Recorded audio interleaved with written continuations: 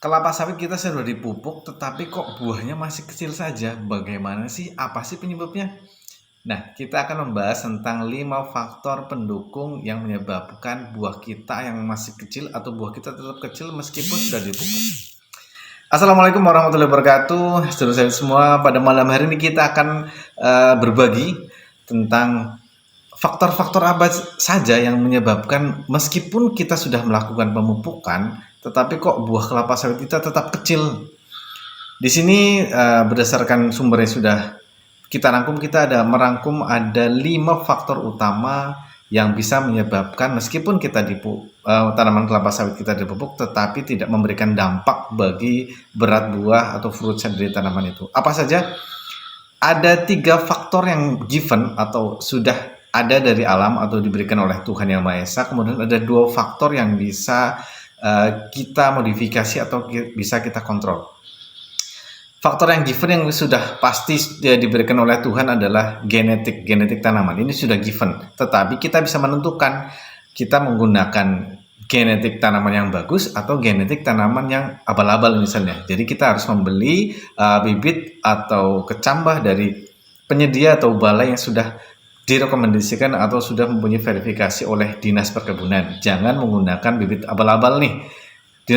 Dinas Perkebunan sudah melakukan verifikasi, biasanya dinamakan menggunakan bibit berlabel misalnya. Jangan menggunakan bibit yang abal-abal lah. Kita harus menggunakan, karena kita akan menanam kelapa sawit sampai dengan 20 atau 35 tahun ke depan, maka kita harus menggunakan bibit unggul untuk tanaman kelapa sawit. Jangan coba-coba ya. Kemudian yang given yang kedua adalah iklim. Nah, kalau kondisi iklim, Indonesia merupakan salah satu negara tropis yang terbagi menjadi 2, kemarau dan penghujan. Nah, kita sudah given iklim udah maksimal nih untuk Pulau Sumatera dan Kalimantan, masih dengan luasan area yang sangat luas untuk berdiri kelapa sawit itu sudah given. Jadi tinggal dimaksimalkan bagaimana iklim yang ada gitu. Kita tidak bisa merubah kondisi iklim. Yang ketiga adalah lahan. Ini lahan sudah given juga nih. Tapi meskipun given atau diberikan oleh Tuhan, lahan kita masih bisa kita modifikasi. Apabila lahan kita tergenang, maka kita berikan parit. Misalnya, apabila lahan kita berbukit, maka kita harus memberikan jalan teras, kontur. Jangan sampai tidak memberikan kontur. Nanti tanaman kelapa sawit yang kita tanam di lahan miring, kemudian kita pupuk, pupuknya hilang. Kita tidak memberikan jalan kontur, tidak memberikan jalan penghambat untuk pupuk yang kita aplikasikan. Kemudian pemanenan pun akan menjadi sulit. Nah, jadi 3 faktor utama ini sudah given, sudah tidak bisa kita rubah, tinggal kita modifikasi bagaimana baiknya. Nah, ada 2 faktor lain yang bisa kita kontrol.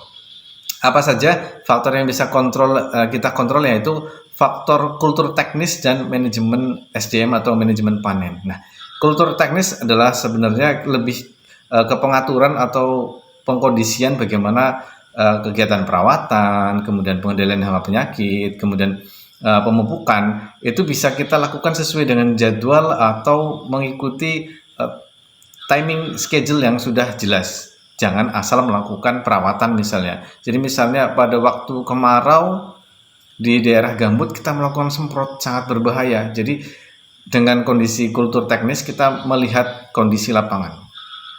Perawatannya harus kita maintenance atau harus kita perlihat. Bukanya itu tidak usah dibuka semuanya, pasar pikulnya saja, piringan, kemudian di TPH-nya kita buka, itu pasar tengahnya, area-area yang kita gunakan untuk kemudahan panen. Nah, kemudian kultur teknis selanjutnya adalah pemupukannya. Nah, pemupukannya harus tepat, 5T ya. Biasanya ada 5T, jadi pemupukannya harus tepat dosis, tepat tempat cara, itu harus lengkap. Itu harus kita kontrol nih, bisa kita kontrol benar-benar. Jangan sampai pemupukannya kita hilang atau ya entah kemana larinya. Yang jelas kita melakukan pemupukan sudah biaya mahal, maka harus kita kontrol. Ini merupakan faktor yang harus kita kontrol dari 5 faktor utama. Nah, kemudian faktor yang kelima adalah manajemen panen. Nah, kondisi panen ini yang harus kita perhatikan betul-betul. Kita harus melakukan panen adalah tidak melakukan over pruning pada tanaman yang kita panen. Misalnya apabila buahnya masih bisa dicuri, maka buahnya dicuri, pelepahnya kita sisakan. Kita ambil pelepah yang kering saja atau dinamakan tunas progresif.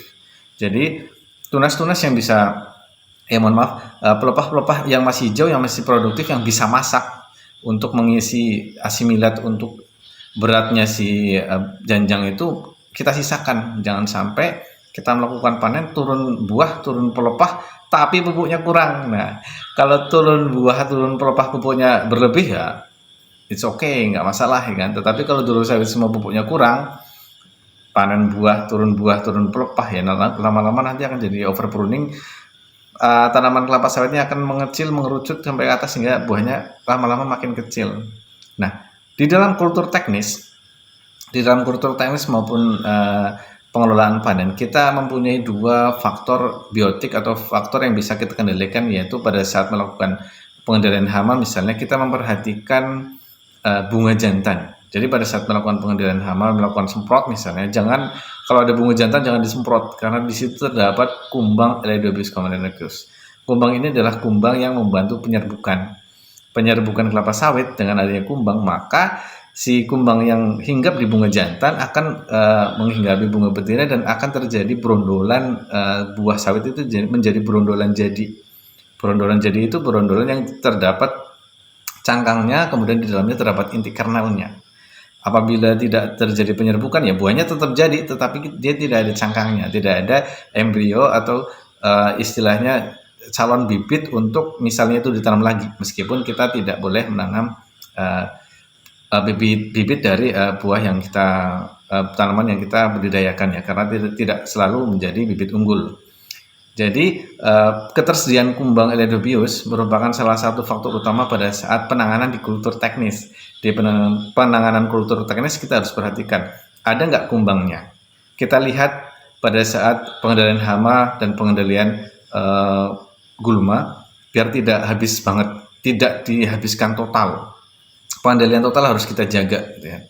Pada saat pengendalian hama misalnya, melakukan fogging pun harus hati-hati. Memang akan terjadi asap yang liar, tidak tahu kita kemana ya kan. Tetapi kita harus mengoptimalkan bahwa di tanaman-tanaman yang mempunyai bunga jantan jangan sampai disemprot terlalu lama di bagian sumber buahnya. Jadi kalau fogging ya jalan aja, tidak melakukan pengendalian yang over control. Jadi kita harus dilakukan pengendalian secara terkendali biar jumlah kumbang Elidiobius comedonicus yang melakukan penyerbukan akan tetap terjaga.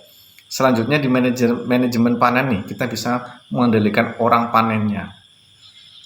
Di pengendalian orang panen adalah jumlah pelepahnya pun itu harus dioptimalkan. Seperti di awal ya, bahwa pada saat kita melakukan panen, SDM-nya itu SDM yang harus kita lihat benar-benar, kita kawal, kita berikan pengetahuan bahwa kalau melakukan panen over pruning, maka lama-kelamaan buahnya akan kecil, BJR-nya kecil, gajimu gimana? Ibaratnya seperti itu.